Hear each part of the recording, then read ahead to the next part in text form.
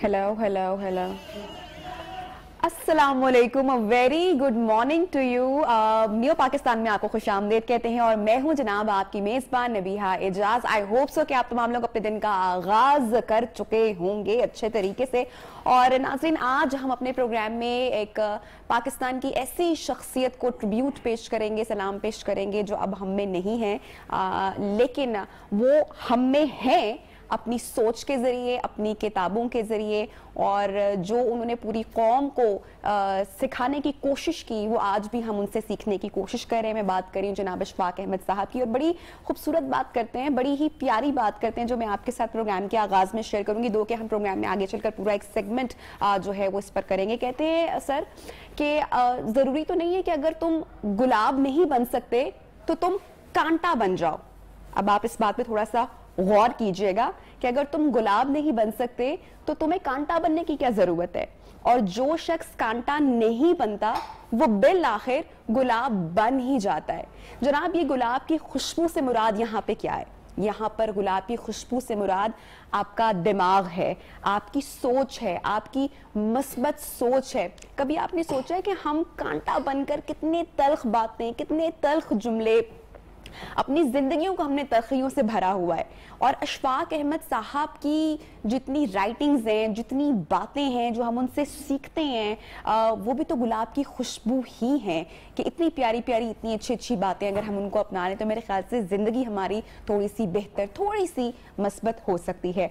जनाब, प्रोग्राम में आगे बढ़ते हैं और कुछ नेशनल करंट अफेयर और खबरों से आपको अपडेट करते हैं। और बड़ी जनाब खबरें आ रही हैं। खबरें ये हैं, अफगानिस्तान का मसला आपको पता है कि अभी भी जेरे मौजू है, जेरे बहस है, आए दिन कोई ना कोई हैपनिंग होती जा रही है और पूरी दुनिया की जो नजरें हैं वो अपडेट्स देख रही हैं कि अफगानिस्तान में इस वक्त जो सिचुएशन है वो किस तरह से है। तो जनाब, आपको अपडेट करें हम न्यू पाकिस्तान में कि अफगान हुकूमत के तर्जुमान ज़बीहुल्लाह मुजाहिद ने वादी पंजशेर फतह करने का जो है वो बाकायदा ऐलान किया है, ट्वीट किया है, सोशल मीडिया पर पैगाम भी इस हवाले से जारी किया गया। और अफगानिस्तान से आने वाली खबरों के मुताबिक जो वादी पंजशेर है, यहाँ के 8 अजला पर तालिबान ने इस वक्त कब्जा कर लिया है। ये भी आपको बताएं कि ये वो वादी है जिस पर रूस और तालिबान के पहले दौर में फतह हासिल नहीं हुई थी। जनाब नाजरीन, इस वक्त अफगानिस्तान में शदीद अमन की जरूरत है और यह अमन उस वक्त तक मुमकिन नहीं हो सकता जब तक गवर्नमेंट हुकूमत बाकायदा आपसे अपने पूरे जो वो काम ना करे, बाकायदगी से जो है वो सारी मामला तय ना पा जाए, बाकायदा से हुकूमत साजी जब तक नहीं हो जाती। इसी के ऊपर बात करेंगे। जो हमारे साथ गेस्ट न्यू पाकिस्तान में मौजूद हैं उनसे जो है तज्जिया लेते हैं। Lieutenant general retired Ashraf Salim साहब, सीनियर एनालिस्ट भी हमारे साथ मौजूद हैं, उनसे गुफ्तगू का आगाज करते हैं। अस्सलाम वालेकुम, गुड मॉर्निंग सर, आपको प्रोग्राम में खुशामदीद कहते हैं। खबरें आ रही हैं, चर्चा में है कि अफगानिस्तान की जो वादे पंजशेर है अब उसको तालिबान ने फतह कर ली है। कैसे देखते हैं आप इस फतह को सर? जी बहुत बहुत शुक्रिया जी।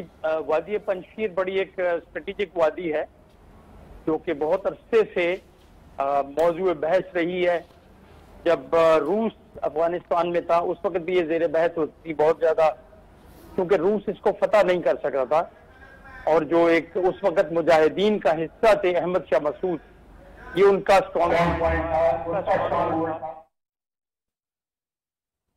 स्ट्रॉन्ग होल्ड था और वहां पे वो बिल्कुल अच्छी तरीके से काबिज थे। इसी तरीके से, और ये इस वादी की जोग्राफिकल थोड़ी सी अहमियत इस तरह कि इसके चारों तरफ पहाड़ हैं और एक दो ओपनिंग्स हैं जहां से इसमें दाखिल हुआ जाता है। इसी वजह से ऐसी जगह का दिफा थोड़ा सा इजी होता है। इसको कैप्चर करना, ये इसके ऊपर हमला करके लेना बहुत मुश्किल काम होता है, उसमें कैजुअलिटीज बहुत होती हैं। इसी वजह से ये तालिबान ने आखिर तक छोड़ा, कोशिश की तालिबान ने कि बातचीत से और बगैर खून बहाए, क्योंकि खून तो अफगानों का ही बहेगा, बगैर खून बहाए उसको ले लिया जाए। लेकिन वहां पे आपको पता है कि अफगानिस्तान में बाहर की तरफ से बहुत ज्यादा इंटरफेरेंस रही है, बहुत ज्यादा मुदाखलत रही है। इसमें खास तौर पे ताजिकिस्तान और ताजिकिस्तान के जरिए इंडिया की बहुत मुदाखलत रही है। मैं सिर्फ यहाँ पे खत्म, बल्कि और भी कई सारे कंट्रीज हैं जी एक्सक्यूज मी, और भी बहुत सारे कंट्रीज हैं जिन्होंने इसमें मुदाखलत जारी रखी। उन्होंने ये बात नहीं मानी। अहमद मसूद जो है, उनका बेटा अहमद शाह मसूद का, वो फिर उनके साथ कुछ और अफगानिस्तान की पुरानी हुकूमत के रेनिगेट्स उनके साथ मिल गए, जिन्होंने उनको अक्साया। उन्होंने कोशिश की कि वहां पे लड़ाई हो, तालिबान का खून बहे, लेकिन अल्हम्दुलिल्लाह बहुत कम नुकसान के साथ तालिबान ने वादी पंजशीर के तमाम इजला के ऊपर कब्जा कर दिया है। ठीक है। थोड़े बहुत रेमिनेंट्स होंगे अभी तक, वो भी साफ हो जाएंगे, और ये तालिबान के लिए एक बहुत बड़ी फतह है। इससे तालिबान ने ये साबित किया है कि अब पूरे अफगानिस्तान के ऊपर तालिबान का कंट्रोल है, और उनकी हुकूमत अभी बनेगी वहां पे, पूरे अफगानिस्तान में हुकूमत बनेगी, और ये ऐसी हुकूमत होगी क्योंकि इसका पूरे अफगानिस्तान के ऊपर कब्जा होगा, पूरे अफगानिस्तान के ऊपर रूल होगा। फतह जिसको हम बड़ी फतह इस वक्त करार दे रहे हैं, उस पर काफी मुखालफत होती हुई भी दिखाई दे रही है। ईरान ने भी तालिबान के पंजशीर पर हमले की मजम्मत की है। इसके साथ साथ कौन कौन से ममालिक है जो इस वक्त इस फतह को जो है वो सेलिब्रेट तो नहीं करेंगे खैर, लेकिन तनकीद कर रहे हैं, उसकी मजम्मत कर रहे हैं? कौन कौन से ममालिक हैं इसमें, और ये जो खासकर जो ईरान ने हमले की मजम्मत की है, इस हवाले से भी बताइएगा। मेरे ख्याल में ईरान की काफी अंडरस्टैंडिंग थी तालिबान के साथ। मेरा नहीं ख्याल है कि ईरान ने उस पैराए में मुखालफत की है इसकी। प्रोबेबली वो चाहते थे कि वहां पे बातचीत से मसला हल हो जाए। वो चाहते थे कि वहां पे पंजशीर के जो लोग हैं उनको थोड़ा सा और वक्त दिया जाए, ताकि वो लोग अफगानिस्तान के साथ बातचीत करके इस मसले का हल कर सकें। लेकिन इसको बहुत ही लंबे अरसे के लिए इस तरह छोड़ा नहीं जा सकता था। तालिबान ने अभी भी जो हमला किया है उसमें बहुत ज्यादा कोई कैजुअल्टीज नहीं, और उन्होंने रास्ता खुला छोड़ा है। तालिबान ने अभी भी उनको कहा है, उन्होंने कहा जी जिन्होंने हमारे साथ लड़ाई की है हमने उनको भी माफ किया, वो लोग आए हमारे साथ बैठे, हमारे साथ बातचीत करें। मेरे ख्याल में इससे ज्यादा पॉजिटिव एटीट्यूड और तालिबान नहीं शो कर सकते हैं। लेकिन है ऐसे मतलब इंडिया ने इसमें बहुत ज्यादा प्रोपेगेंडा किया। इंडिया ने यहां तक प्रोपेगेंडा किया है कि जी पाकिस्तान ने हेल्प कर दी, पाकिस्तानी फौजें जाके लड़ रही हैं पंजशीर के अंदर। ओ भाई, पंजशीर कोई पाकिस्तान के बॉर्डर के साथ तो नहीं है। पंजशीर तो अंदर एक वैली है जहां पे पाकिस्तानी फौजें इस तरह पहुंच भी नहीं सकती हैं, जाके मदद भी नहीं कर सकती, और जरूरत भी कोई नहीं थी, क्योंकि वहां पे जो मुखालफत थी तालिबान की वो बहुत लिमिटेड है, वो थोड़ी मुखालफत है। मेरा नहीं ख्याल है कि तालिबान को उसमें बहुत ज्यादा कोई बड़ी कार्रवाई, क्योंकि मेरे ख्याल में 5000 इनके ट्रुप तालिबान के गए थे, और उनका सरबराह भी एक ताजिर था। देखिए एक चीज याद रखिएगा, अब ये वो तालिबान नहीं है कि सिर्फ पश्तून हो, इनके अंदर ताजिक भी हैं, उज़्बेक भी हैं। मैं कहता हूं कि more than 30% Taliban are from other areas. They are not Pashtun, they are non Pashtun. Sir अभी आलमी दुनिया की नजरें इस पर भी है कि जो अफगान हुकूमत इस वक्त अफगानिस्तान में जो हुकूमत साजी में जो ताखीर हो रही है, जो वक्त लग रहा है, उस पर भी जो है वो एक क्वेश्चन मार्क है, और साथ ही साथ तालिबान के जो लीडर हैं वो भी इस वक्त मंजर आम पर नहीं आ रहे। उसकी क्या वजह है? देखिए, इसमें जब तालिबान ने 20 साल जंग लड़ी है, उसके बाद वो लोग एक जगह पे नहीं बैठे हुए थे, वो तो बहुत बिखरे हुए थे। गुरिल्ला जंग की असूल ही यही होता है कि आप बहुत ज्यादा बिखर के लड़ते हैं, छोटी छोटी टोलियों में लड़ते हैं। उनको अपने आप को इकट्ठा करने में बहुत टाइम लगा है, और टाइम लगना भी चाहिए। देखिए, जब अशरफ गनी साहब की, या ये इवन ये जो अशरफ गनी साहब की पिछली हुकूमत आई थी, 20 दिन तो वहां पे उनको हुकूमत बनाने में लगे थे। हालांकि कोई मसला नहीं था, मसला था अशरफ गनी और अब्दुल्ला साहब का आपस में। वो चाहते थे मैं सदर बनूं, वो चाहते थे मैं सदर बनूं, और उन दोनों के ऊपर अमेरिका का हाथ था। उसके बावजूद भी उनको 20 दिन लगे थे हुकूमत बनाने में। अभी तालिबान जो है, मेरे ख्याल में उनको टाइम देना चाहिए। उन्होंने बहुत सारी चीजें तय कर ली।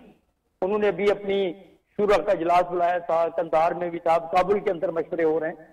जो उनके बड़े लीडर हैं, मुल्ला हैबतुल्लाह जो उनके सुप्रीम लीडर बनेंगे या वो अमीर कहलाएंगे, उनका ऐलान, उनके ऊपर सब लोग मुत्तफिक हो चुके हैं। इसके अलावा मुल्ला हसन जो हैं वो उसके हुकूमत के सरबराह होंगे आगे, उनकी बड़ी जो अमीर के नीचे। तो इस तरह से वो अभी ऐसा ऐसा बन रहे हैं। उनको थोड़ा सा टाइम जरूर लगेगा, और लगना भी चाहिए, इससे हमें तशवीश ज्यादा नहीं। लेकिन अच्छी बात यह है उन्होंने निचले लेवल पे जिलों के सरबराह, जिलों की पुलिस के सरबराह, इसके अलावा सूबों के सरबराह, और जो खास जो इंपॉर्टेंट मिनिस्ट्रीज हैं उनके सरबराह मुकर्रर किए, जो फंक्शनल हो भी गए। तो इसलिए ये जरूरी नहीं है कि कल सारी हुकूमत का ऐलान हो जाए, उनको थोड़ा सा वक्त दीजिएगा। उन्होंने इकट्ठे होकर मशवरा करने के बाद ये हुकूमत बनानी है। ठीक है, और ये मेरे ख्याल में वक्त लगेगा, पॉलिसीज और जो हुकूमत साजी के सारे जो मामला हैं यकीनी तौर पर उस पर थोड़ा सा वक्त लगेगा। बहरहाल सारी जो आलमी दुनिया है उसकी नजरें अभी अफगानिस्तान के मामले पर ही टिकी हुई हैं। सर बहुत शुक्रिया, lieutenant general retired Ashraf Salim साहब हमारे साथ शामिल गुफ्तगू थे। आप हमें अफगानिस्तान के जो सारी सिचुएशन इस वक्त जो बदलती सूरत हाल है उसके ऊपर आप अपनी राय से और तज्जिए से आगाह कर रहे थे। अब जरा बढ़ते हैं जनाब प्रोग्राम में आगे, और फैसलाबाद में एक इंसिडेंट हुआ है, एक वाकया हुआ है। उस वाकये की वीडियो पहले मैं आपके साथ शेयर करना चाहूंगी, उसके बाद जरा इसके ऊपर थोड़ी सी गुफ्तगू भी करेंगे और मामला एक्चुअल में हुआ क्या है वो भी हम जानने की कोशिश करेंगे। जनाब जरा वीडियो प्ले कीजिएगा। ये फैसलाबाद की वीडियो है जहां पर हम देख सकते हैं कि जो एक एसएचओ है वो यहां पर जब पब्लिक में पहुंचे, जहां पर ऑलरेडी शायद प्रोटेस्ट किया जा रहा था, शायद एहतजाज किया जा रहा था, जब अफवामो तफहीम के लिए ये एसएचओ साहब यहां पर पहुंचे तो जो मुश्तिल अफराद थे उन्होंने अपने गमो गुस्से का इजहार जनाब इन पर किया है। और ये वीडियो में बड़ा क्लियरली इस वक्त देखा जा रहा है कि अवाम जो है वो निहायत बदतमीजी के साथ, अब पूरा मामला क्या हुआ है इस मामले की डिटेल्स हैं वो भी हम आपके साथ शेयर करते हैं। लेकिन ये जो गुस्से की कैफियत हमें पाई जा रही है और जो ये रवैया है मेरे ख्याल से कि ये बड़ा ही एक अफसोसनाक है। और अब पुलिस वाले और एसएचओज या जो हमारी जो फोर्सेस के लोग हैं शायद वो भी अब जो हैं वो अवाम के आगे जो हैं वो बेहाल दिखाई दे रहे हैं। और आप देखें कि अवाम ने कितना शदीद गमो गुस्से का इजहार किया है, किस बात पर गुस्सा किया गया है, मामला क्या हुआ है ये हम जानते हैं। लेकिन मामला कुछ भी हुआ, क्या इस तरीके से पुलिस अफसरान के साथ जो रवैया है या जो सलूक है क्या वो शहरियों को जेब देता है, क्या ये हमारा कल्चर है? अच्छा जी, मजीद मैं इसके ऊपर कोई अपना तज्जिया तो नहीं सामने रखूंगी, सिचुएशन क्या हुई है, मामला क्या हुआ है वो जानते हैं कि आखिर ऐसी क्या नौबत आ पड़ी। हमारे साथ मौजूद हैं जनाब शाहिद साहब फैसलाबाद से, उनसे बात करते हैं। शाहिद साहब बताइएगा पूरा ये जो मामला है, ये जो वीडियो इतनी मंजरे आम पर है इस वक्त और वायरल हुई है, क्या बना, इतनी नौबत यहां तक क्यों आन पहुंची कि लोगों ने इस तरह का रवैया इख्तियार किया है एसएचओ साहब के साथ?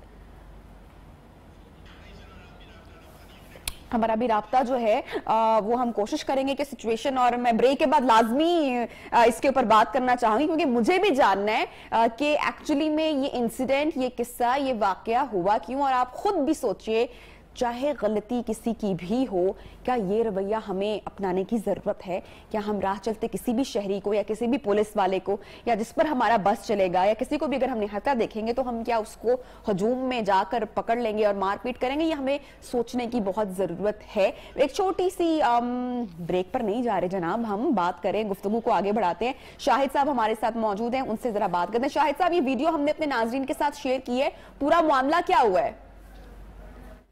देखिए, ये चक झुमरा में दो खानदानों में दरीना दुश्मनी थी जिसकी बुनियाद पर जो है उनके कुछ मुलजमान, एक पार्टी के कुछ अफराद को पकड़ लिया गया।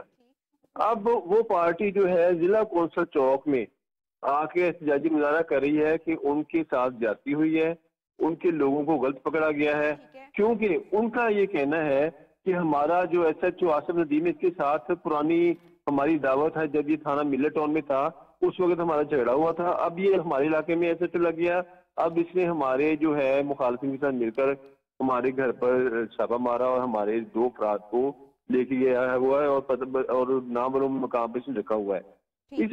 उन्हें खर्चा था कि उनके बंदों को पुलिस अपने जो स्टेज इनकाउंटर में मार न दे, इसलिए वो जिला कौंसल चौक में एहतजाजी मुजाहरा कर रहे थे। अब इसमें दिलचस्प बात यह है कि जिला कौंसल चौक में तो एहतजाजी मुजाहरा वो कर रहे हैं, चक झुमरा और जिला कौंसल चौक का कोई तकरीबन 30 किलोमीटर 40 किलोमीटर का फासला है। अब वो बजाय इसके कि जिला कौंसल चौक में थाना सिविल लाइन का इलाका है, उसका एसएचओ से मुलाकात करे ताकि और एहतजाज खत्म करने की कोशिश करे, वो चक झुमरा से एसएचओ आसिफ नदीम उधर आता है, आके उन्हें धमकियां दे रहा है कि आपने रोड ब्लॉक किया हुआ है, यहाँ पे कोई इमरजेंसी हो गई, कोई एम्बुलेंस रुक गई, कोई बंदा मारा गया तो इसका मुकदमा भी आप पे दर्ज होगा। इस बुनियाद पर वहां पर एक ना इश्तिहाल पैदा हो जाता है कि एक तो आपने बंदे पकड़े हुए हैं, ऊपर से आप आकर मुजाहरीन को धमकी भी दे रहे हैं, जिस बुनियाद पर कुछ वकला भी थे वहां पर मौजूद उस पार्टी को सपोर्ट करने के लिए, मुजाहरीन पार्टी को। अब एक बात ये फैसलाबाद में अहम ये है कि वकला बिल्कुल बेलगाम घोड़े की तरह है, वो कभी तो जजेस पे हमला करते हैं, पुलिस पे हमला करते हैं, साफी पे हमला करते हैं, ताजरों को मारते हैं, और जिसको जो चाहते हैं वो करते हैं, उन्हें उनके खिलाफ कोई कार्रवाई नहीं होती। और वो खुलेआम कहते हैं कि कार्रवाई तो आपने अदालतों में आ करनी है ना, अदालतों में फिर वही वकील बैठे हुए। अब इस केस में दिलचस्प समझ ये है कि होता तो ये था कि पुलिस जो है अवाम को मारती थी, यहाँ पर पुलिस को मार पड़ी है और शौक में पड़ी है। ये सिर्फ और जब कोई बेबस हो जाता है, बेबस होने के बाद जब इंसान के बाद कोई चारा नहीं होता तो फिर वो हमने देखा है एसएचओ साहब बिल्कुल बेबस दिखाई दिए और वो कहते हैं कि ना सिचुएशन से जो है वो जान बचा के निकलने वाली बात साबित हुई है। मुझे ये क्लियरली एक बार बताइएगा हमारी ऑडियंस के लिए, क्या पुलिस मुद्दई पार्टी से ताउन नहीं कर रही थी जिसकी वजह से इश्तियाल बढ़ा? बिल्कुल 100% श्योर है कि जो लोग मुजाहिरीन थे उनके 2 बंदों को पकड़ा हुआ था और उन्हें नामलूम मुकाम पर रखा हुआ था। पुलिस उनके साथ तावन करने की बजाय, मुज़ाकरात करने की बजाय उनके खिलाफ उल्टा धमकी दी जा रही थी कि आप मुकदमा दर्ज भी हुआ, एहतजाज होते हैं। अब ये जब पुलिस वाले मारते हैं लोगों को उस वक्त तो एहतजाज होता नहीं, जब पुलिस वाले चार दीवारी बवाल करते हैं उनके खिलाफ कार्रवाई होती नहीं। ठीक है, अब फैसलाबाद में नए सीपीओ आए हैं, नए आरपीओ आए हैं, उनको बिल्कुल वो एक जो है न्यू बॉर्न चाइल्ड की तरह है, उन्हें नहीं कुछ भी पता कि फैसलाबाद का जो कल्चर है पुलिस का क्या है, यहाँ पे वकला का क्या रवैया है, वकला किस तरह जो चीजों को मैनिपुलेट करते हैं, इस बात का फायदा उठाते हैं वकला ने भी। इसमें मैं बताता चलूं कि अवाम का ठीक है, लेकिन बेसिकली ये हमला वकला ने करवाया, वकला ने किया नहीं है। अब ये वाला रवैया तो दुरुस्त नहीं है ना फैसल, हम जितना मर्जी कर लें लेकिन जस्टिफाई नहीं है अवाम में इतना गमो गुस्सा का पाए जाना। और ये किसी के साथ भी हो सकता है, चाहे कोई मजलूम हो, मासूम हो, उसके साथ भी कल को ये रवैया अपना सकते हैं। तो बहरहाल हम इस रवैये को जो है वो उसके सपोर्ट में नहीं हम जा सकते हैं। एक छोटी सी ब्रेक की जानिब जनाब हमें जाना पड़ा है और जब हम ब्रेक से वापस आएंगे तो क्रिकेट के ऐवानों में इतना शोर क्यों है, इस पर जरा जनाब बात करेंगे। एक छोटा सा वक्फा लेते हैं, आप साथ रहिएगा।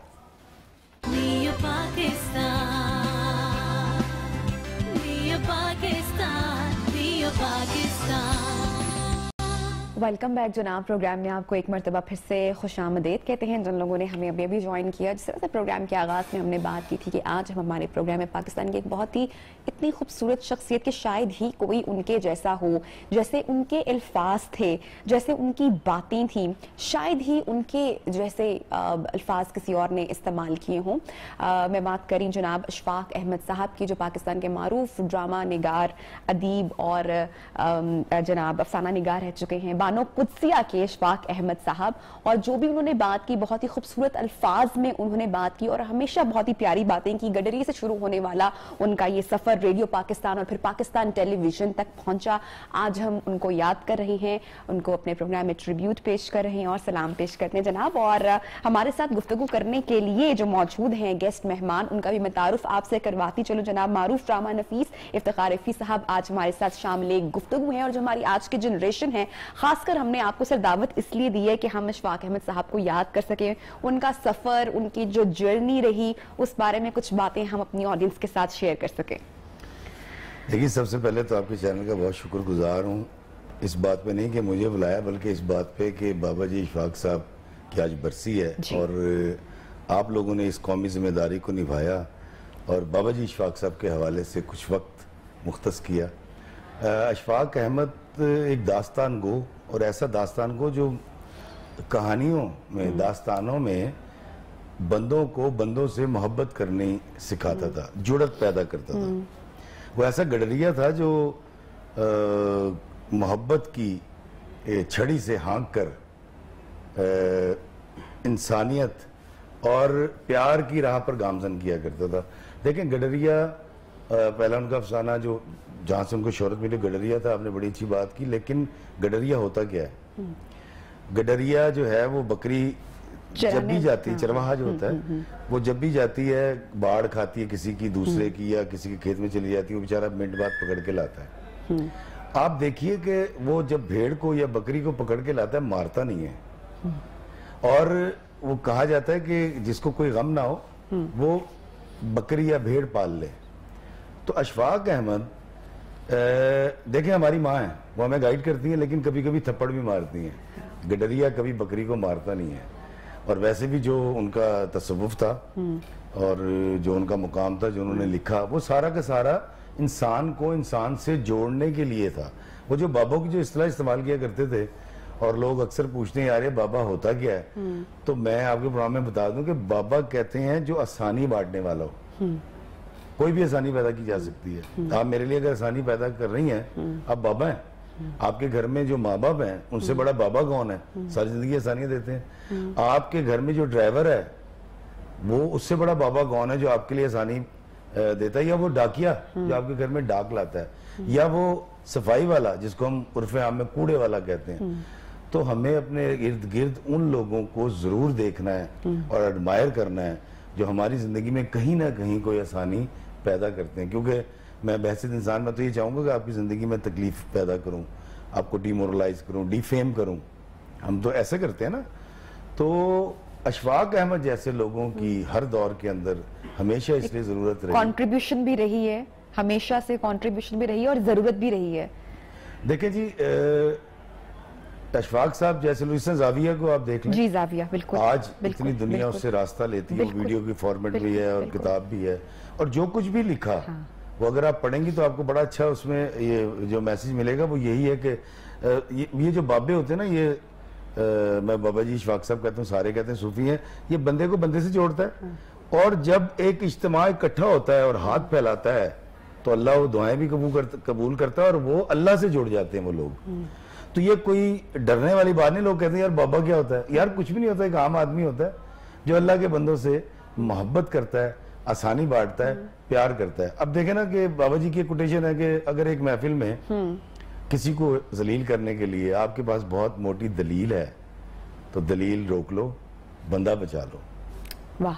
लेकिन मैं ये करता हूं कि मैं आपको पहले जलील कर दूं, बंदा ना बचे, मैं जीत जाऊं, मेरा तकब्बुर और मेरी अना की तशफ़ी हो जाए। तो ये बाबे मोहब्बत की बात करते हैं। देखें इशफाक साहब कलई घर का जिक्र क्यों करते थे? कभी कलई घर को घर में जो सफेदी वाला होता है, गंदा घर देते हैं, वो साफ कर देता है।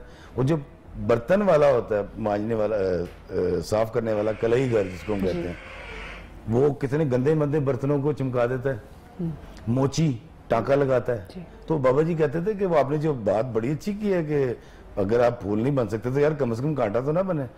तो बंदा कहता नहीं, हम कहते हैं यार देखो तो मेरी तारीफ नहीं कर सकते, ना करो, मेरा रास्ता तो ना रोको। रिसेंटली फेसबुक पर एक वीडियो ने मुझे बड़ा इंस्पायर किया। गालिबन इशफाक साहब के वो शागिर्द रह चुके, तो बड़ी प्यारी बात करते, शायद आपने भी वो वीडियो आपकी भी नजर से गुजरी हो, लेकिन वो बात मेरे दिल में सर उतर गई। मतलब अब कहा जाता है कि हम आज के जनरेशन है, शायद हमने उनकी बहुत सारी किताबें ना पढ़ी हो, लेकिन जाविया मैंने खुद उनकी किताब पढ़ी है, मैं उनसे बहुत इंस्पायर हूं। तो वो वीडियो के कुछ अल्फाज इतने खूबसूरत थे कि आपको उससे लेसन मिलता है। वो सर फरमाते हैं कि मैंने इशफाक साहब से पूछा कि सर जिंदगी सुधारने का या ठीक करने का फॉर्मूला बता दें। तो कहते सर छोड़ो, जिंदगी सुधार के क्या करना है, छोड़ो। कहते मैं बड़ा हैरत में मुब्तला हुआ कि ये कैसे ये बात कह रहे हैं। तो उन्होंने कहा कि यार जिंदगी ना सुधारो, मैं तुम्हें मौत सुधारने का फॉर्मूला दे देता हूं, अपनी मौत ठीक कर लो। तो कहते हैं अच्छा सर फिर आप बता दें कि मौत कैसे ठीक की जाती है। तो अशफाक जी कहते हैं कि किसी एक की जिंदगी संवार दो। अभी कितनी प्यारी बात है, ये बातें दिल में उतरती हैं, ये हमारे लिए सीखने की बातें हैं। अब देखें एक दिन बड़े खुश बैठे थे जाविया मेरे, मैं रिकॉर्डिंग में साथ होता था, हफ्ते में 15 दिन बाद 2 प्रोग्राम्स होते थे। तो मैं बड़ा उस वक्त मैं एक्टिंग की फील्ड में आया था, जवान था, खूबसूरत था, तो मुतकब्बिर भी था, सीधी बात है। तो मैंने एक दिन कहा, मैं कहा बाबा जी कुछ लिख कर दें कि मेरी जिंदगी बदल जाए। तो उन्होंने लिखा कि तकब्बुर के खिलाफ जिहाद करें और प्यारे फीस को अपना दायमी थीम बना लें। तो मैंने कहा बाबा जी मेरे में तो तकब्बुर नहीं है। कहते अच्छा यार पहाड़ के छोड़ दे। लेकिन उनके मरने के बाद जब मैंने नोट किया तो वाकई मेरे अंदर एक छोटा सा शौहर मुतकब्बिर था, छोटा सा भाई मुतकब्बिर था, छोटा सा बेटा मुतकब्बिर था, छोटा सा एक्टर, छोटा सा हमसाया, छोटा सा ऑफिसर, वो जब जोड़े तो एक पूरा मुतकब्बिर बन गया। हम मानते नहीं है। आप अपने स्टूडियो से बाहर निकल जाएं, सड़क पे माइक लेके किसी से पूछे तकब्बुर कहेगा नहीं जी। और पता आपने उसकी पहचान कैसे की? हम इसकी पहचान इस तरह से बोला ना कि हम डिनाइल में होते हैं, हम तो पहचान नहीं कर पाते, ये बड़ा जरूरी है जानना। भगत कबीर ने कहा था कि मैं बुरे को ढूंढने निकला, बुरा मिला ना कोई। जब मैं झांका आपने अंदर, मुझसे बुरा ना कोई। जब मैं अपने आप को आपके स्टूडियो मौजूद तमाम कैमरामैन और लोगों से और आपसे कमतर मानना शुरू कर दूंगा तो मैं कंपटीशन से निकल जाऊंगा। जब मैं कंपटीशन से निकलूंगा तब मेरी वो आंख खुलेगी जहां मैं अल्लाह की उस बंदी को या उस बंदे को पहचानूंगा जिससे आका दो जहां सरकार मदीना बेहद मोहब्बत किया करते थे और पत्थर मारने के बावजूद, इल्जामात लगाने के बावजूद, हर तरह की जारियत के बावजूद माफ कर दिया करते थे। अच्छा सर, अशफाक साहब ने जो ड्रामे को एक नई सोच दी, जो एक मुस्बत सोच दी, अब आप उससे कितना इत्तेफाक रखते हैं? कैसा वो दौर था, कैसा वो एरा रहा? देखिए जी, पहली बात तो ये कि अशफाक अहमद की कमी हर दौर में रहेगी, क्योंकि आप सदियों की हिस्ट्री उठा के देखें, इस्लाम से पहले भी सेंट, साधु, संत, फकीर, इनकी गुंजाइश रहती थी। ये वो लोग होते हैं जो माशरे में नरमी पैदा करते हैं, जो इंसानों को इंसानों से जोड़ते हैं, जो आसानियत तकसीम करने की बात करते हैं। तो अशफाक अहमद का वो ड्रामा जहाँ से टीवी ने आगाज किया था, और आज के दौर के अंदर भी जरूर अशफाक अहमद के तरह के सोच के ड्रामों की जरूरत बाकी रहेगी। नहीं तो ये होगा कि साइकेट्रिस्ट के पास हम जाएंगे, उसको पैसे देंगे और वो हमारे दिल की बात सुनेगा, क्योंकि मैं आपके दिल की बात नहीं सुन रहा, आप बहन के दिल की बात नहीं सुन रही, बहन की दिल की बात भाई नहीं सुन रहा। हम पंजाबी जी कहते हैं वक्को वक् हो गए। तो बाबा जी इशफाक साहब कहते थे कि अपने कान और अपने कंधे मुआशरे के इर्द गिर्द के इंसानों के लिए हमेशा मैसर रखें, ताकि वो आपके कंधे पे सर रख के रो सकें और अपने दिल की बात कह सकें। और ये कंधे और ये कान जब मैं छीन लूंगा तो फिर नहर के किनारे आप चले जाएं, दोनों तरफ साइकेट्रिस्ट के बोर्ड लगे हुए होते हैं, बस 2000 रुपये लेते हैं, हमारे दिल की बात सुनते हैं। ऐसे ही है, बिल्कुल ऐसे ही है। तो अगर आप ये चाहते हैं सोसाइटी में नरमी रहे, जिस तरह भी आपने रिपोर्ट भी चलाई, मार धाड़, ये क्यों हो रहा है? उसकी वजह ये, मैं कह रहा हूँ तेरे तो मैं बेहतर हूँ। जिस दिन मैंने ये कहना शुरू कर दी ना कि आप मुझसे बेहतर हैं, उस दिन सारे मसले हल हो जाएंगे। जिस दिन गाड़ी टकराने के बाद मैंने गाड़ी को देखने के बजाय बंदे को देखना शुरू किया, उस दिन तरक्की हो जाएगी। बाबा जी इशफाक साहब कहते थे कि हर बंदा आता है पाकिस्तान में और वो आके हमेशा मईशत सुधारने की कोशिश करता है। जिस दिन माशरत सुधारने की कोशिश की, उस दिन ये मुआशरा एक मिसाली मुआशरा बन जाएगा। और उन्होंने उस हवाले से बहुत काम भी किया, क्योंकि पीटीवी का दौर था, तलकीन शाह साहब भी वहां पर बहुत ज्यादा आया करते थे, और गोल्डन एरा अगर कहा जाए उसको हमारे मीडिया का या टीवी का, तो मेरे ख्याल से वो वही वक्त था। और माशरे की इस्लाह के लिए जो आपने लिखा, उस वो मिसाल है। बिल्कुल, आप बजा फरमा रही हैं। देखें, अशफाक अहमद सदियों में पैदा होते हैं लोग। मैं बिल्कुल बड़ा वसूख से कह सकता हूँ कि मेरी ज़िंदगी को बदलने में मेरे माँ बाप और उसके बाद अशफाक साहब का हाथ है। मैं कतन ऐसा ना होता, मैं बड़ा और तरह का आदमी होता, अच्छा मैं राइटर ना होता, वो मुझे वो और डॉक्टर अनवर सज्जाद साहब ये ट्रेन किया करते थे लिखने की तरफ। और आप यकीन कीजिए कि मैं खुशहाल हो गया। मुझे एक दिन कहते, मैं क्या अशफाक साहब को एक स्क्रिप्ट लिखवाया था पीटीवी के लिए, अप्रूव हुआ, बना नहीं, तो जाने लगे। तो मैं कहा बाबा जी उनकी करा, कहते यार लिखी जाते रखी जा। मैं कहा उधर की होगा, कहते तेरे स्क्रिप्ट तेरे नाल बड़े हो जाएंगे। ये कह के चले गए। हाँ, मुझे कहते तू तूने घबराना नहीं है, तेरे पास गाड़ी होगी, इज्जत होगी, शोहरत होगी, सारी सहूलतें होंगी। जब चले गए तो मैंने कहा यार ये मीठी गोली दे के चले गए हैं, क्योंकि मेरे पास तो 7 रुपए शेव कराने के नहीं होते थे उस दौर में। और आप यकीन कीजिए उस बाबे की दुआ थी, या वो मुस्तकबिल को देख सकता था, होता है ना उनका तजुर्बा, दुनिया की सारी चीजें मेरे पास। सर, प्रोग्राम हमारा सेगमेंट जो है यहाँ पे हमें ब्रेक की जाने जाना पड़ा है, और आई विश के हम उन सारी राइटिंग्स को थ्रू हमारा जो मीडिया है या जो ड्रामा है, हम एक बार फिर से जो है दिखा सकें, क्योंकि हर चीज़ अब इतनी कमर्शियल हो चुकी है कि हम वाकई, हमारी आज की जनरेशन तो आई एम श्योर कि वो मिस करती है उन सारी चीज़ों को। जनाब, इसके साथ ही एक बढ़ेंगे ब्रेक की जानिब। जब ब्रेक से वापस आएंगे तो गुफ्तगू को और प्रोग्राम को बढ़ाएंगे आगे। Stay with us.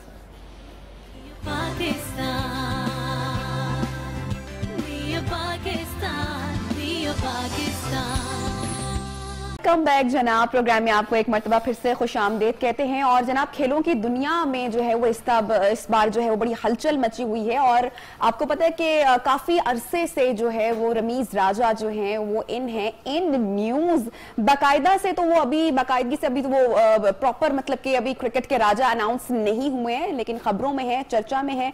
लेकिन उनकी आमद के साथ ही जो बड़ी इतलात हैं, जो बड़ी हलचल है वो होना शुरू हो चुकी है। देखना यह है कि इसका असर जो है वो आने वाली क्रिकेट पर या जो टूर्नामेंट्स आ रहे हैं उस पर क्या होता है।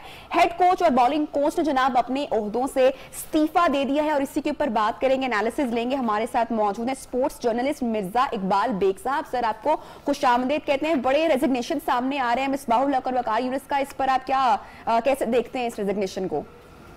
जी नबिया, बहुत बहुत शुक्रिया आपका। मसला यही है पाकिस्तान क्रिकेट में कि पाकिस्तान क्रिकेट में अभी रमीज राजा ने अपने ओहदे का चार्ज नहीं संभाला है। 13 तारीख को वो पीसीबी के चेयरमैन बनेंगे, लेकिन उससे पहले ही जो है रमीज राजा साहब को एक सख्त कड़े इम्तिहान से गुजरना पड़ रहा है। एक तो दोनों कोचेस जो है वो रिजाइन कर गए, हेड कोच और बॉलिंग कोच, और उसके अलावा जो टीम का ऐलान हुआ है उस पर बड़ा क्रिटिसिज्म हो रहा है। तो मैं समझता हूँ 13 सितंबर के बाद जब रमीज बाकायदा पाकिस्तान क्रिकेट बोर्ड के चेयरमैन बन जाएंगे, उसके बाद सूरत हाल वाज़ेह होगी। लेकिन लोग कह रहे हैं कि इनपुट जो है वो रमीज राजा का था, जो टीम का ऐलान हुआ है बगैर उनकी मर्जी के जो है वो टीम का ऐलान नहीं हो सकता था।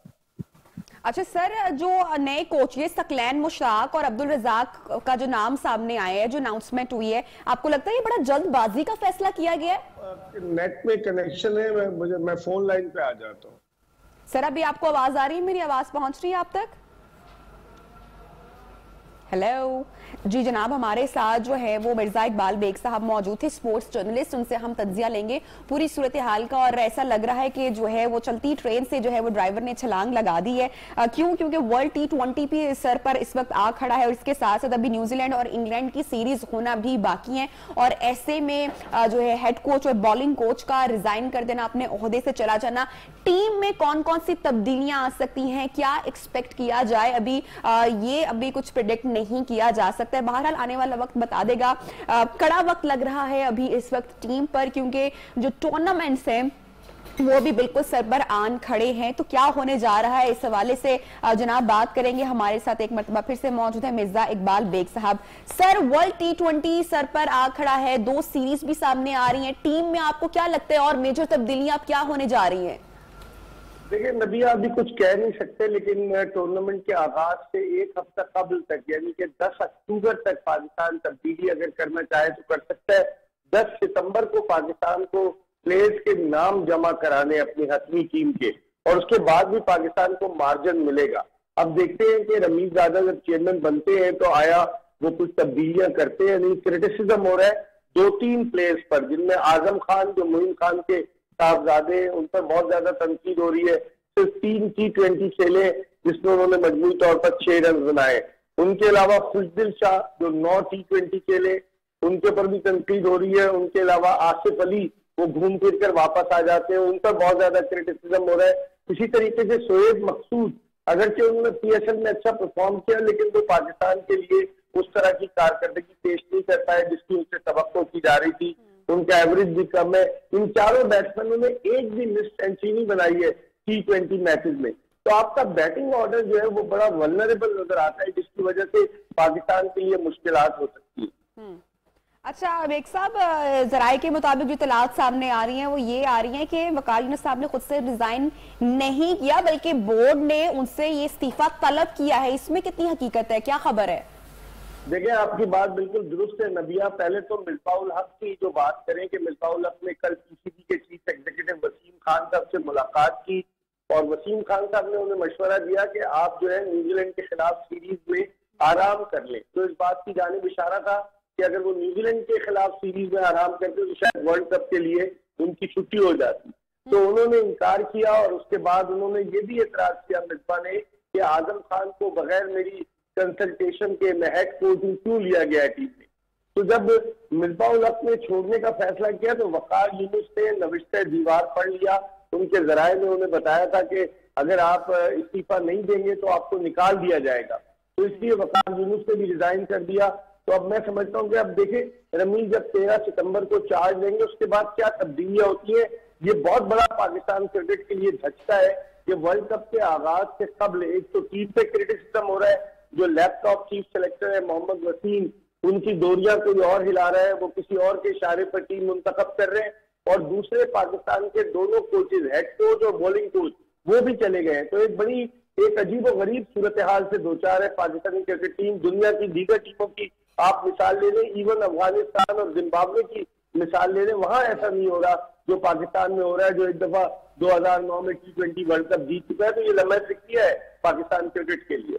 अच्छा सर, वर्ल्ड कप स्क्वाड का ऐलान किया जा चुका है। जो फहरिस्त सामने आ रही है, सरफराज अहमद, वहाब रियाज, शोएब मलिक और हार्ड हिटर शर्जील खान अभी तक शामिल नहीं है।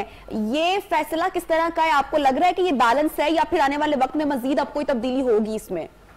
नबिया, ये बिल्कुल बैलेंस नहीं है। और अगर देखा जाए हकीकत की निगाह से तो पाकिस्तान की टीम में तजुर्बे की कमी नजर आ रही है इस वर्ल्ड कप के लिए। शोएब मलिक इतने सीजन कैंपेनर है, वहाब रियाज उनके अलावा सरफराज अहमद को अगर ये चाहते मिडिल ऑर्डर में भी इस्तेमाल कर सकते थे और एज अ विकेट कीपर भी इस्तेमाल कर सकते थे, लेकिन आजम खान को रखा है मोहम्मद वसीम ने।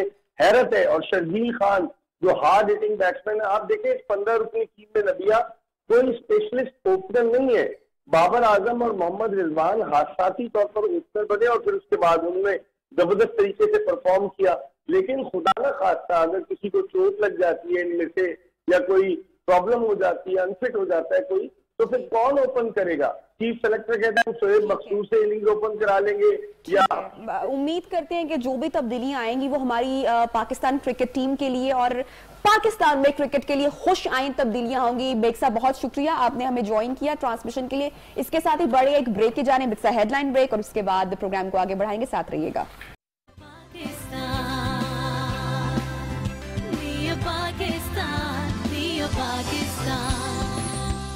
Welcome back and good morning once again in new Pakistan. जिन लोगों ने हमें अभी अभी ज्वाइन किया है उनको एक मरतबा फिर से हम प्रोग्राम में खुशामदीद कहते हैं। और ब्रेक के प्रोग्राम के इस सेगमेंट में हम आपकी तवज्जो जिस मामले की तरफ दिलवाना चाह रहे हैं, बहुत कम इसके ऊपर बात होती है और बहुत कम ऐसे जो वाकयात हैं, जो इंसिडेंट हैं, वो मीडिया पर आते हैं या रिपोर्ट होते हैं। आपकी नजर में यकीनन एक वाकया गुजरा होगा जो इसी साल बहुत ज्यादा खबरों में हाईलाइट हुआ और बड़ा ही एक अफसोसनाक इंसिडेंट था। आपको याद होगा कि एक जो वीडियो वायरल हुई थी जिसमें एक लड़की, एक बच्ची इसकाते हमल के दौरान अपनी जान से चली गई थी। नाज़रीन, ये कोई पहला वाकया नहीं है, इस तरह के बेशुमार वाकयात होते हैं जो कि रिपोर्ट नहीं होते हैं, जहां पर अताई डॉक्टर या दाइया या जो क्लिनिक्स बने होते हैं वहां पर सहूलियात ना होने की वजह से बच्चियां अपनी जान से चली जाती हैं। अब ब्लेम सारा ऐसे क्लिनिक्स को या ताई डॉक्टर को कर देना भी मेरे ख्याल से कि दुरुस्त नहीं होगा, क्योंकि मेरे ख्याल से फर्द की खुद इसमें जिम्मेदारी बहुत हद तक बनती है। ताहम इसके ऊपर बात करने के लिए जो गेस्ट हमारे साथ मौजूद हैं, जनाब मेरे तो बड़े ही फेवरेट और पसंदीदा हैं और अक्सर आप इनको टेलीविजन स्क्रीन पर देखते रहते हैं और बहुत उम्दा बात करते हैं। मैं बात कर रही हूँ जनाब डॉक्टर उमर आदिल साहब की। आपको प्रोग्राम में खुशामदीद कहते हैं। कैसे हैं आप? ठीक ठाक हैं? मैं बहुत अच्छा हूं और ये कहना चाहता हूं कि जैसी जुर्रतमंदी आपने दिखाई है नबीहा, वो आज 20 साल हो गए हैं। मैं कितने ही चैनल्स की मॉर्निंग शो होस्ट को और इवनिंग शो होस्ट को भी कहता रहा हूं कि इस बात पे बात कीजिए। और वो बात क्या है? बात यह है कि एक अनवांटेड प्रेगनेंसी, एक ऐसी जचगी जिसके अंदर ना प्लानिंग हो, ना ही किसी किस्म की उम्मीद हो और जिसके अंदर मुनाकिहत का रिश्ता ना हो एक आदमी और औरत के दरमियान, उस प्रेगनेंसी को क्या एक औरत के रहम में पलने की इजाजत देनी चाहिए या नहीं? क्या औरत को यह इख्तियार नहीं मिलना चाहिए कि अगर मेरा जिस्म मेरी मर्जी है तो मेरे जिस्म के रहमे मादर के अंदर जो जानदार पल रहा है या जो कंसीव हो गया है, क्या मैं उसको कंटिन्यू करूं? क्या उसको मैं इस दुनिया में लेकर आऊं और एक ऐसे बच्चे को दुनिया में लेकर आऊं जो पैदाइश से पहले ही स्टिग्मेटाइज्ड है और वह स्टिग्मा है? सॉरी टू से मैं यहाँ पे ये बात कह रही हूँ, लेकिन मैं ये बात इसलिए बोल रही हूँ क्योंकि ये जुमला आपने भी बहुत बार सुना होगा और मैंने भी बहुत बार सुना और मुझे बहुत तकलीफ होती है जब मैं ये लफ्ज सुनती हूँ या जुमला सुनती हूँ कि औरत को हमारे यहाँ बच्चा पैदा करने की मशीन समझा जाता है। एब्सोल्युटली, बिल्कुल समझा जाता है। ये एक अलग बात है, वो है बहुत ज्यादा बच्चे पैदा करना। आप ये सोचें कि एक 12-13 साल की लड़की है, जज्बात की रौ में बहकर एक लड़के के बहकावे में आकर वो उसके साथ जिस्मानी ताल्लुकात पैदा करती है, जिसके नतीजे में उसके यहाँ एक जचगी ठहर जाती है। 13 साल की बच्ची ने जिस बच्चे को पैदा करना है वो जब तक मरेगा नहीं, आप उसको कहेंगे वल्दुल ज़िना। बल्कि ये जुमला तो जरा मुश्किल है, लफ्ज मुश्किल है। हमारा मुआशरा उसको पैदाइश से पहले कहेगा हरामजादा, हराम दी सट, हराम दा माल। आप मुझे बताइए इस बच्चे को क्या कसूर है कि इसको दुनिया में आने दिया जाए? उस बच्ची का क्या कसूर है जिसके यहाँ ना कोई सेक्स एजुकेशन थी, ना कोई तालीम थी, ना ही किसी किस्म की कोई निगहदाश्त और सरपरस्ती थी? लड़का उसके साथ ये बदकारी करके भाग गया। 2 मुजरिम हैं इस एक जुर्म के, लेकिन सजा एक को मिलती है और सजा सिर्फ औरत को मिलती है। और यकीन कीजिए, मजाल है औरतों की कोई एनजीओ ऐसी हो, औरतों की कोई स्पोक्स पर्सन ऐसी हो, ये जो सिविल सोसाइटी की सारी बेगमात बगैर सफेद बाल लेके, मोमबत्तियां लेके हर मौके पे आ जाती हैं, क्या कभी इन्होंने आज तक द राइट टू अबॉर्ट यानी कि अस्कात का हक होने पे कभी एक लफ्ज भी बोला है? इसलिए कि डर जाते हैं मौलवी हमारे पीछे पड़ जाएंगे, मजहब हमारे खिलाफ हो जाएगा, सोसाइटी हमारे खिलाफ हो जाए। नबी एक बात बताऊं आपको, ये चीज मेरे अंदर जो गुस्सा है ना, ये पता है कहां से स्टेम हुआ? अगर आपके पास टाइम है, अगर ब्रेक आ रही तो हम बाद में बात कर सकते हैं। लेकिन 1988 के अंदर मैं अपने पहले दिन सर्जिकल हाउस जॉब में south surgical ward Mayo hospital में गया, जहां एक इंतहाई शफीक प्रोफेसर अब्दुल वहीद साहब हेड ऑफ द डिपार्टमेंट थे। मुझे जो पहला बेड दिया गया, मुझे उसका मंजर आज तक नहीं भूलता। वो बेड एक औरत का था जिसकी उम्र तकरीबन 36 साल थी और उसका मुंह ऐसे था जैसे कि सांस लेने के लिए उसको कोशिश करनी पड़ती है। और जब मैंने उसकी चादर हटाई तो नीचे पूरा पेट खुला हुआ था, आंतें बाहर थी। और मुझे याद है कि जिंक पेस्ट की ड्रेसिंग मुझे करने के लिए कहा गया और मैंने पूछा, बीबी इस हाल को पहुंची कैसे? कहते 5 बच्चे थे। मियां ने कहा छठा बच्चा क्यों हो गया, जाके एबॉर्ट कराओ। हर अस्पताल में गई, किसी गायनेकोलॉजिस्ट ने हाथ नहीं लगाया, हत्ता के एक क्वैक के पास जाके चमचा मरवा के अपनी प्रेगनेंसी अबॉर्ट का वही चमचा उसके यूट्रस में से निकल के फाड़ता हुआ उसको पेरिटोनाइटिस कर दिया गया। मुझे अपना ये पहला सर्जिकल पेशेंट याद है जिसकी हम सिर्फ इंतजार करते थे कि कब मरना है उसने। सर, ये जो औरत मार्च के बारे में इतनी बातें होती हैं, खाना गर्म कर लो पर इतनी बहस हो जाती है, वहां पर इस तरह के इश्यूज क्यों नहीं उठाए जाते हैं? इसलिए कि अजीबो गरीब एजेंडा है। आपने क्या उम्दा कहा, खाना खुद गर्म कर लो, अपने मोजे खुद ढूंढ लो और मेरी जिंदगी आके खुल के तबाह करो। औरतों की लीडर्स को खुद भी नहीं है पता कि औरत के मसाइल क्या हैं। मैं यहां पे आया हूं, I am not a gynaecologist, मैं यकीन कीजिए अपने दर्द दिल के लिए। लेकिन ये वो मसला जिसने आपको तकलीफ दी है, क्योंकि आपने देखा है। मैं आपको एक थोड़ी सी नबीहा को बात बताऊं, हम बड़े प्रोटेक्टेड एनवायरनमेंट है, हमें पता ही नहीं कि शहर में क्या हो रहा है। इस वक्त मैं शहर लाहौर में हूं, जिसको यकीन कीजिए दिल कहा जाता है, शहर निगारा कहा जाता है, अरूसुल बिलाद कहा जाता है। इस अस्पताल के इस पूरे शहर के किसी कोने, किसी जगह पे, किसी टाउन ऐसा नहीं है जहां पे कई एबॉर्शन क्लिनिक नहीं चल रहे। ठीक है। आप अगर ये समझते हैं कि being the professor of gynaecology मैं स्टेट के लॉ के खिलाफ नहीं जाऊंगी या जाऊंगा, यानी कि नहीं अबॉर्ट करूंगा, तो वो औरतें जिनकी सबकी अनवांटेड प्रेगनेंसीज हैं, वो कहां जाके टक्कर मारेंगी? वो कुएं में कूद के तो अपनी इज्जत नहीं बचाएंगी। They will have to go to a quack, they will have to go to a clinic which is totally a quack run clinic. और सो क्लिनिक कहना भी गलत, वो एक अकूबत खाना है जहां पे जाके एक होने वाले बच्चे की जान भी ली जाती है और उसकी मां की भी जान ली जाती है। हम अब मीडिया में ये बिल्कुल रिपोर्ट नहीं करते। मैं हैरान हूं, आप यकीन कीजिए कि आप भी कब से ये मॉर्निंग शो कर रही हैं, मैं भी कोई 22 साल हो गए। I have tried my best, nobody listens to us. नहीं ये नहीं करना जी, डायरेक्टर न्यूज साहब नहीं इजाजत देंगे जी, फलाने देंगे, रेटिंग नहीं आएगी। रेटिंग के पीछे मर के औरतों की इस बात पे रेटिंग आती है कि अपने मोजे खुद ढूंढ लो। खुदा का वास्ता है। मैं एक बात आपको बताऊं, मुझे गुस्सा एक और बात से चढ़ा। बेटा पिछले हफ्ते, और मैं ये कह रहा हूं, पिछले हफ्ते मेरी जो गायनेकोलॉजिस्ट कुछ फ्रेंड्स हैं, उन्होंने एक पूरा सेमिनार किया जिसका नाम था taboos in pregnancy. Taboos in pregnancy. ठीक है। अच्छा, मैं सोचा था पता नहीं क्या क्या टॉपिक होंगे। मजाल है unwanted pregnancy, the right to abort, abortion services का कोई जिक्र भी उसके अंदर हो। मैंने फिर फोन किया डॉक्टर शैला अनवर को, जो मेरी बड़ी अच्छी दोस्त हैं। मैंने कहा डॉक्टर साहिबा, आप कोई 10-12 आप जुगादरी किस्म की माहिर इमराज निस्वा एक होटल के अंदर बैठ के दबा तकरीरें कर रही थी। किसी ने सोचा कि उस औरत का क्या बने कि जिसका रेप हो, 4 बंदे रेप करें, 2 महीने बाद उसको पता चले मेरा रेप तो हो गया, पुलिस ने मेरा मेडिकल एग्जामिनेशन करा के मुझे 10 दफा और रेप किया, मेरा मुकदमा कभी आगे नहीं चलेगा, मैं लोगों को कभी पहचान नहीं सकूंगी। सर, मुकदमा लोग बात तक नहीं कर पाते हैं। नहीं होगी। मगर जो मैं बात कह रहा हूं, आप देखिए सर, डोमेस्टिक हेल्पर्स के साथ कितनी ज्यादतियां होती हैं, इस बारे में तो कभी कोई बात ही नहीं हुई है। आई वांट टू, मतलब कि मैं इस पे शो एक सेगमेंट करना चाहती हूं। नबीहा, मैं एक बात बताऊं आपको, बात मैं जिस बच्ची की बात कर रहा हूं, 4 बंदे जिसकी इस्मत दरी करके चले गए, जिस बच्ची की 2 महीने बाद उसको पता चला कि मुझे 2 महीने से पीरियड्स नहीं आए, उसका प्रेगनेंसी टेस्ट करवाया गया, पता चला पॉजिटिव है।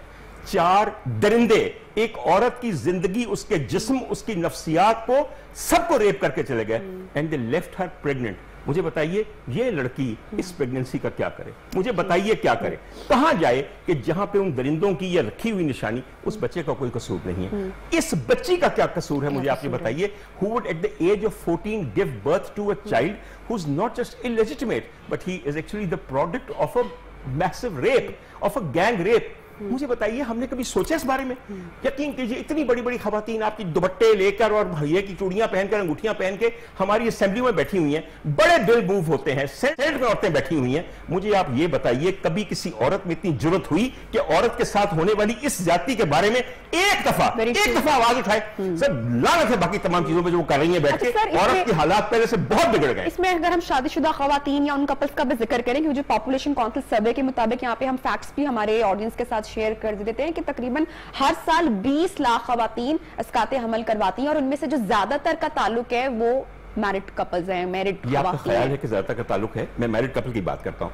नबिया, मैं आपकी बात करता हूँ, मेरी बच्चियों की तरह है। माशाल्लाह अल्लाह ने आपको एक बहुत अच्छा शौहर दिया, फिर जब शादी हो गई आप और आपके शौहर मिलके बैठे कि we want to start a family, so you planned a family. आपने सोचा कि मैं भी काम करती हूँ, वो भी काम करते हैं, हमारी इतनी इनकम है, मैं कितना वक्त ऑफ ले सकती हूँ, जाहिर है मेरे जिस्म में तब्दीलियां आएंगी तो मेरी अपीयरेंस पे क्या असर होगा, ये सब चीजें आपके जहन में थी। बिल्कुल। And then you continued with working and also you became pregnant after planning a particular parenthood. उसके बाद आपके यहाँ अल्लाह ने चांसी बेटी दी, खुदा आपकी किस्मत अच्छी करे। एक मैरिड लड़की जो काम कर रही है, जिसका मियाँ है, बरसर रोजगार है, दे प्लान, फाइनेंशियल प्लानिंग उसमें होती है कि क्या सब नहीं करते plan. I recently met a couple और मुझे खातून से मिलके बड़ी हैरानगी हुई, क्योंकि वो दोनों बहुत पढ़े लिखे थे, सोसाइटी में अच्छा काम कर रहे थे, और मुझे जब खातून से मैंने बात की तो शी टोल्ड मी कि उसके 3 साल जो है वो उसकी प्रेग्नेंट, 3 बच्चे हैं उसके, जो कि 1-1 साल के वक्फे के बाद हुए हैं, और तीनों ऑपरेशन से हुए हैं, and she was pissed off and frustrated. और मैंने कहा तुम लोगों ने I mean, how? उस तरफ आ रहा हूं आपकी बात। मैं आपकी बच्ची की बात कर रहा था। बच्ची जब पैदा हुई, this was a planned child. Yes. उसको भी पालने में कितनी मुश्किलात हैं, उसको भी प्रोवाइड करने में कितनी मुश्किलात हैं। हमारे मुल्क में वैसे ही किसी के पास खाने को नहीं है, और हमें पता है क्या बातें जाती हैं, जेड़ा बच्चा पैदा होता है अपना रिस्क लेके पैदा होता है। अरे रिस्क लेके सारे पैदा होते हैं, मैं मानता हूं, लेकिन फिर आधी दुनिया भूखों क्यों मर रही है? वो तुम्हारी प्लानिंग वजह से। राज़िक मेरा मौला है, उसने हर एक लिए रिस्क रखा, हमने ज्यादती की, हम अपने अल्लाह से ज्यादती करते हैं कि उसके निजाम में दखल देते हैं, इतदाल की रानी अपनाते। आपने जिस खातून का जिक्र किया कि 3 उसके सिजेरियन सेक्शन हो चुके हैं और उसकी जान पे बनी हुई है, उस आई एम श्योर की चौथी प्रेगनेंसी में उसका यूट्रस फट जाएगा, बिल्कुल वो इतनी दफा स्टिच हो चुका है। मैं से फर्ज करूं नबिया, उस औरत के लिए आपकी फैमिली प्लानिंग सर्विसेज इतनी इनइफेक्टिव हैं। हमारे जमाने में टीवी पे कम से कम एक इश्तिहार आता था, हम 2 हमारे 2। आज आप पीटीवी पे इश्तिहार लगा के देखें और उस इश्तिहार को अपने लिए स्पॉन्सर करवा के देखें, आपका प्रोग्राम बंद करवा दिया जाएगा। जिस मुल्क में family planning, sex education and sex protection नाम की कोई चीज ही नहीं है, अवेयरनेस ही नहीं है। अब आप देखिए, मेरा ये ख्याल है और मैं इसमें बिल्कुल पक्की बात करता हूं, हमारे यहां इस वक्त जितनी जिनसी बेराह रवी है वो दुनिया के किसी मुल्क में नहीं है, दुनिया के किसी मुल्क में नहीं है। मुल्क का नाम इस्लामी जमहूरिया पाकिस्तान रख देने से यहां पे इस्लाम के सूरज तलू होने ने शुरू नहीं हो जाते। आप अपने मुल्क के निजाम को रियासत मदीना कहना शुरू कर दें, ये मदीना नहीं बन जाता। खुदा का वास्ता है, इस वक्त आपका हर बच्चा बहुत जल्दी अर्ली टीन्स के अंदर सेक्सुअली एक्टिव है। सवाल मैं पूछूंगी कि इसमें फिर कसूरवार कौन है? बताता हम हमेशा कह देते हैं कि माशरा कसूरवार है। देखिए नहीं, इसमें मुआशरा, तो देखिए मुआशरा एक बहुत बड़ी चीज होती है। कसूरवार इसमें सबसे पहले स्टेट है। स्टेट सर, देखिए स्टेट का मेन मकसद ये होता है कि वो अपने तमाम अवाम के हकूक को प्रोटेक्ट करे, उनको अवेयर बना के, उनको फैसिलिटीज देकर। मेरी बात सुनिए, मैं कसूरवार किसे ठहराऊं? पता चला कि माई जीरा उग्गू चक के चरंदी है, ओदियां 6 धीयां ने, समझ गए? सर, मैं रिसेंटली इस शो पर एक शख्स से मुलाकात हुई और वो किसी बेचारगी में आए और बेटे के साथ बड़ा किसी वर्कशॉप पे जो है वो जुल्म तशद्दुद हुआ, बड़ी वीडियो भी वायरल हुई। तो हम एक सेगमेंट कर रहे थे, मैंने ब्रेक में पूछा उस मर्द से, मैंने कहा कितने बच्चे हैं आपके? सर, ही टोल्ड मी 10 बच्चे हैं। एंड आई वाज शॉक्ड कि इसके लिए कितना नॉर्मल है, ना वो बच्चे पढ़ रहे हैं, ना उनको तालीम है, ना कोई शऊर दे पाएगा, और ऐसे हम चल रहे हैं। जहालत की ऐसी निशानी है। अच्छा, मैं माई जीरा की कहानी बता दूं। उग्गू चक की माई जीरा की 6 बेटियां हैं। 6 बेटियां ऊपर तले पैदा हुई, उनके मियाँ फौत हो चुके हैं। अब माई जीरा जो है वो लोगों के घरों में काम करके तो अपने पैसे कमाती है। 6 लड़कियां अनगार्डेड, अनप्रोटेक्टेड एक गांव में रहती हैं। मुझे बताइए, क्या वो सिटिंग टारगेट नहीं है? अरे मैं अर्ज करूं आपको, कभी स्टैटिस्टिक्स देखें तो आप शर्म के मारे मर जाएं। कोई दिन जाता है कि आपकी खबरों के अंदर 5 बच्चियों के रेप होने का नहीं आता, और बच्चियों की उम्रें क्या है? 3 साल, 4 साल, 5 साल। आप जरा सोचें कि इस मुल्क में सेक्सुअल फ्रस्ट्रेशन किस लेवल पे पहुंची हुई है। अरे 3 साल के बच्चे को देख के पता है क्या दिल करता है? जानवर का बच्चा हो ना, बकरी का बच्चा हो 3 साल का, तो बंदा कहता है हाय से सीने से लगा लो। तो बकरी भी महफूज नहीं रही, सॉरी टू से। बकरी भी यहाँ मैं आपकी प्रोग्राम मॉर्निंग शो है, मैं क्या बात करूं। मैं तो समझता हूं कि यहाँ ना इंसान, ना हैवान, ना जानवर, इन लोगों की जिनसी जुनूनियत के तहत कोई आज हम। सर, मेरे ख्याल से अब वो टाइम गुजर गया जब हम कहते थे ना कि बच्चियों को घर में रखो और संभाल के रखो। अब तो बच्चे भी महफूज नहीं हैं। बच्चों को आप कहती हैं कि बच्चियां जो है उनको घर में, बच्चे तो वस्तफर अल्लाह माफ करे, बच्चियों को घर में संभाल के रखें। बच्चियों के हाथ में बाहर की दुनिया के साथ एक ऐसा मजबूत ताल्लुक है जिसका नाम मोबाइल फोन है। आप यकीन कीजिए, किसी घर में जाएं 3 बजे घर में जाए, आपको चलेगा बच्ची कमरे के अंदर एक छोटा सा दिया रोशन है। वो क्या है? उसके मोबाइल की स्क्रीन। आपने बच्चों को पहले 5-5 रुपए में पूरी रात बातचीत करने के लिए मुफ्त पैकेज दिए। अब व्हाट्सएप आ गया है, मैसेंजर आ गया, फला आ गया, फला आ गया। रात भर लड़के और लड़कियां आपस में क्या बातें करते होंगे? आपस में मुनाजाते बेबा तो एक दूसरे को नहीं सुनाते ना, शिकवा जवाब शिकवा। वहां सारी ये सस्ती जज्बातियत, सिस्कियां, मिलने का वादा, नंगी तस्वीर भेजने का वादा जो हर रोज पूरा होता है, और उसके बाद जिंदगी भर के लिए आप ब्लैकमेल होते हैं। लड़कों को आपने क्या तालीम दी है? बिल्कुल। मां कहती है माशाल्लाह। यहां पंजाब में एक मुहावरा है, और लड़कियां और बहनें बड़ी फखर से कहती हैं, हाँ। जिस मुआशरे के अंदर बहनें ये कहें कि जीवे मेरा पाई, मेरी गली गली पर जाई, हाँ। और लानती है तू भी किसी पर जाई बनना। आई विश के हमारे पास थोड़ा सा और अगर वक्त हो सकता कि हम इस सेगमेंट के ऊपर बात कर सकते, लेकिन आप टीवी की मजबूरियां भी समझते हैं, हमें ब्रेक के जाने जाना है, हर प्रोग्राम को आगे बढ़ाना है। थैंक यू सो मच कि आपने ज्वाइन किया और इतने संजीदा, इतने बड़े पहलू और इतने बड़े इशू को आपने हाईलाइट किया। और जनाब, इसके साथ ही बढ़ते हैं प्रोग्राम में एक छोटी सी ब्रेक की जानिब। जब ब्रेक से वापस आएंगे तो प्रोग्राम को आगे बढ़ाएंगे। Stay with us.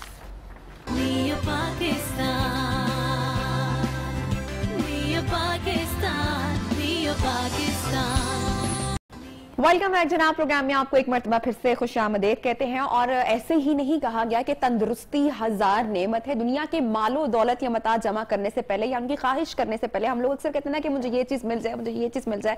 मेरे ख्याल से हमें सबसे पहले अपनी सेहत पर एक तो अल्लाह ताला का शुक्र अदा करना चाहिए और अपनी सेहत की सलामती की दुआ मांगनी चाहिए, क्योंकि इस पर जितना भी अल्लाह का शुक्र अदा किया जाए, ग्रेटिट्यूड शो किया जाए, उतना ही कम है। नाज़रीन, आज के प्रोग्राम में इस सेगमेंट में खासकर हम बात करने वाले हैं कि जो पैरालिसिस का जो एक बढ़ता हुआ हम एक सिलसिला देख रहे हैं कि एक तो पहले एक खास एज में जाके आपको स्ट्रोक होता था और या पैरालिसिस आपकी जिस्म पे फालिज होता था, लेकिन अब हम देख रहे हैं कि जो ये सिलसिला है ये यंगस्टर्स में भी क्यों बढ़ता चला जा रहा है, क्या इसके रीजंस हैं, इसके ऊपर बात करेंगे। हमारे साथ जो एक्सपर्ट डॉक्टर मौजूद हैं, डॉक्टर अदनान असलम साहब, इज न्यूरोलॉजिस्ट। आपका प्रोग्राम में खुशामदीद कहते हैं। कैसे हैं सर आप? अल्लाह का शुक्र, आप ठीक हैं? बिल्कुल, मैं ठीक ठाक हूँ। डॉक्टर साहब, हमारे नाज़रीन को जो है वो फालिज से आगाही से मुतालिक थोड़ा सा मैं चाहूँगी कि पहले इसके जो है रीजंस के हवाले से अगर हम लोग बात करें प्रोग्राम में। सबसे पहले तो मैं आपको ये बताऊं कि फालिज या फाजिल, या जिसको आम लफ्ज़ों में फालिज या फाजिल कहते हैं, इंग्लिश में स्ट्रोक कहते हैं, ये क्या है? फालिज स्ट्रोक एक अचानक से हो जाने वाली दिमागी बीमारी है जिसमें दिमाग की शरियान या तो बंद हो जाती है और उसके अंदर क्लॉट आ जाता है, खून का लोथड़ा आ जाता है और दिमाग को खून की फराहमी रुक जाती है, या दिमाग की शरियान फट जाती है और उससे खून रिसना शुरू हो जाता है। ये एक बहुत आम दिमागी बीमारी है। मैंने आपको अर्ज किया कि दो रीजंस हैं, एक दिमाग की शरियान में क्लॉट आ जाना, रुकावट आ जाना, और दूसरा जो है दिमाग की शरियान का फट जाना, जिसको हम ब्रेन हेमरेज कहते हैं। जो पहली टाइप मैंने आपको बताई, जितने हम स्ट्रोक देखते हैं उनमें से 85% स्ट्रोक यानी 85% स्ट्रोक वो होते हैं जिसमें दिमाग की शरियान में क्लॉट आ जाता है और खून की फराहमी रुक जाती है। डॉक्टर साहब, आप 85% बता रहे हैं और जो दो टाइप्स आप बता रहे हैं, क्या ये वो अफराद हैं जो ज्यादातर ब्लड प्रेशर का शिकार होते हैं? जी, इनमें कुछ दो किस्म के, अगर हम इनको रिस्क फैक्टर्स को स्ट्रेटिफाई करें, ग्रुपिंग करें, तो दो किस्म के रिस्क फैक्टर होते हैं। एक वो रिस्क फैक्टर जिसके लिए हम बहुत कुछ कर नहीं सकते, लाइक ये 55 साल के बाद इसके इंसिडेंस में, इसकी शरह में बहुत ज्यादा इजाफा होता है। 55 और हर डेकेड यानी हर 10 साल के बाद इसकी शरह डबल होती जाती है। अगर मैं क्रूड प्रेवलेंस की बात करूं तो पूरी दुनिया में 16 मिलियन लोग हर साल फालिज का शिकार होते हैं।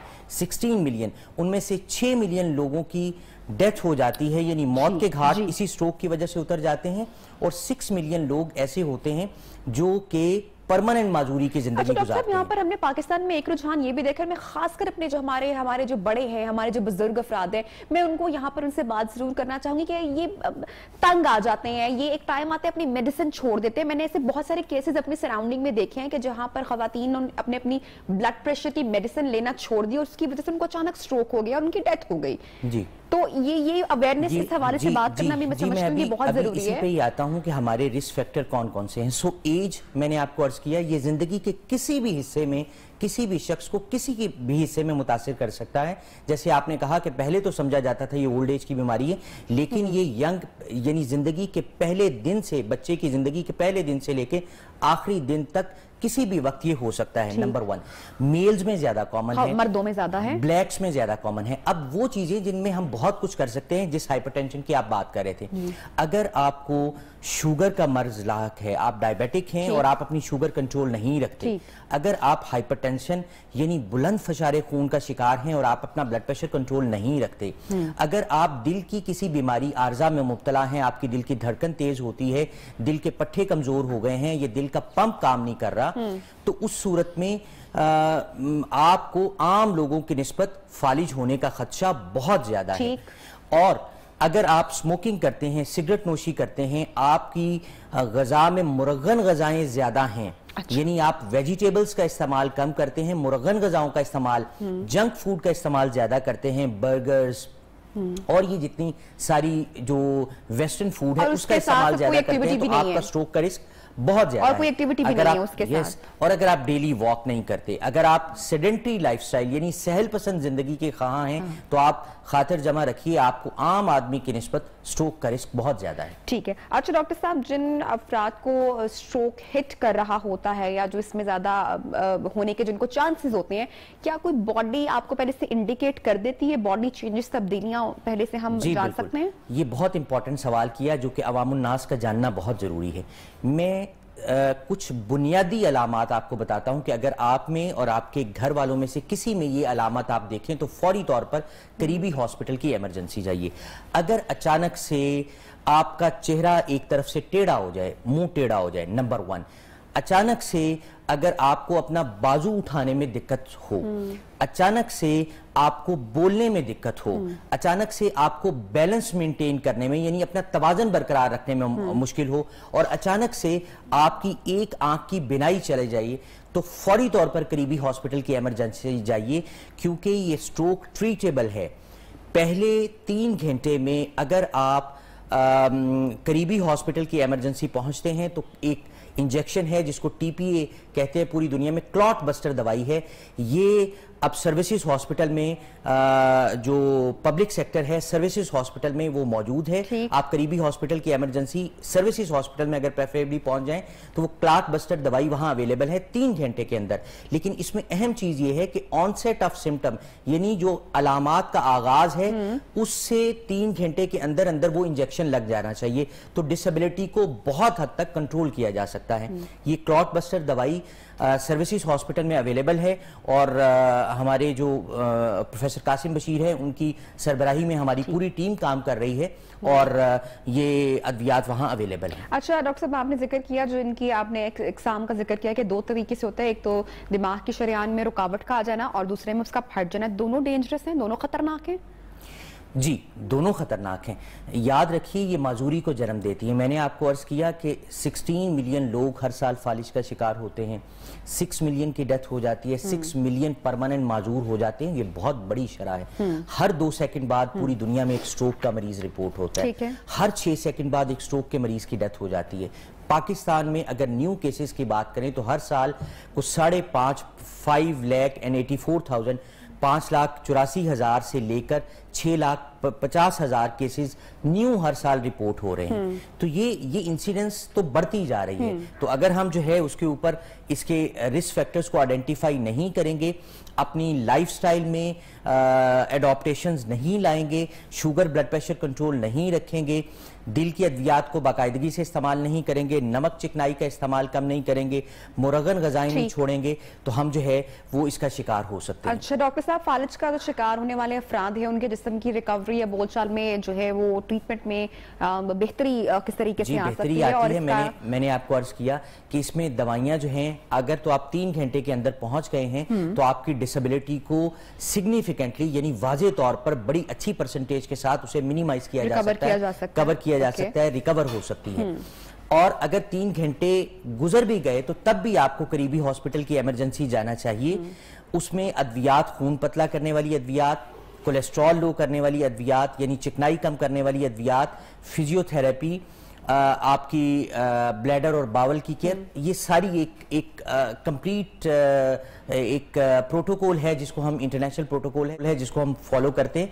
और इसके फॉलो करने से अगर सही तरीके से इस मरीज की निगहदाश्त की जाए, देखभाल की जाए, तो ये मरीज पोटेंशियली ठीक हो जाते हैं। How do we take care of our lifestyle या हमारे खाने में एहतियात? जिस तरह से आपने प्रोग्राम के आगाज में पहले ही बोला कि जो मुरगन ग़िज़ाएं अफराद लोग ज्यादा इस्तेमाल करते हैं, जो सहल जिंदगी गुजारने के आदी होते हैं, तो हमें अपने अगर डाइटरी पैटर्न की मैं बात करूं तो वो अगर आप थोड़ा सा हमारी ऑडियंस के वे, क्योंकि समझाना बड़ा मुश्किल होता है हमारे यहाँ, क्योंकि यूजुअली मुरगन ग़िज़ाएं और गोश्त पसंद किया जाता है, लोग उसको भी तब्दील नहीं करते हैं, फिर डॉक्टर्स के पास जाके कहते हैं कि खून नसीकी खाइए, बाकी क्या रह गया, आपने सब कुछ तो खत्म कर दिया, बंद कर दिया। तो मैं चाहूंगी आप वो डाइट अगर थोड़ा सा बता। क्लैरिटी के साथ ये बात जहन में रखिए कि अपनी ग़िज़ा में सैलेड का इस्तेमाल ज़्यादा कीजिए, अपनी ग़िज़ा में सलाद का इस्तेमाल ज़्यादा कीजिए, अपनी ग़िज़ा में गोश्त का इस्तेमाल कुछ कम कीजिए, मुरगन ग़िज़ाओं का इस्तेमाल कम कीजिए, बर्गर, शवारमा और ये इस तरह की बहुत सारी चीज़ें हैं जो हमारी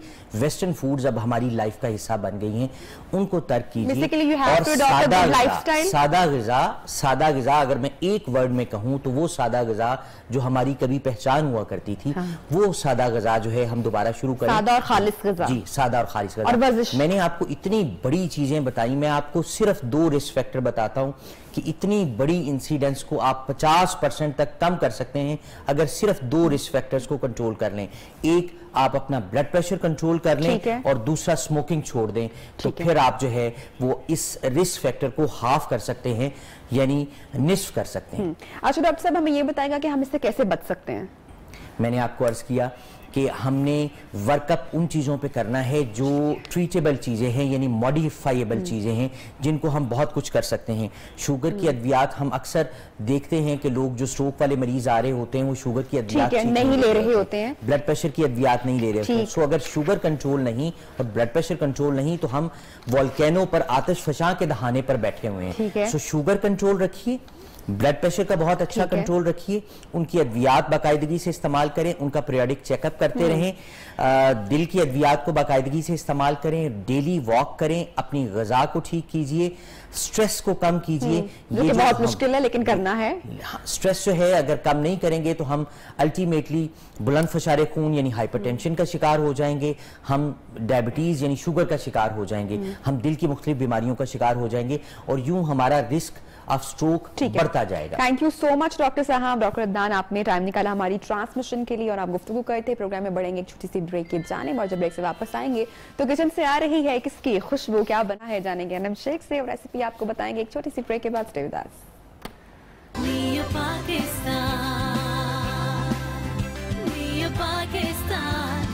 Pakistan,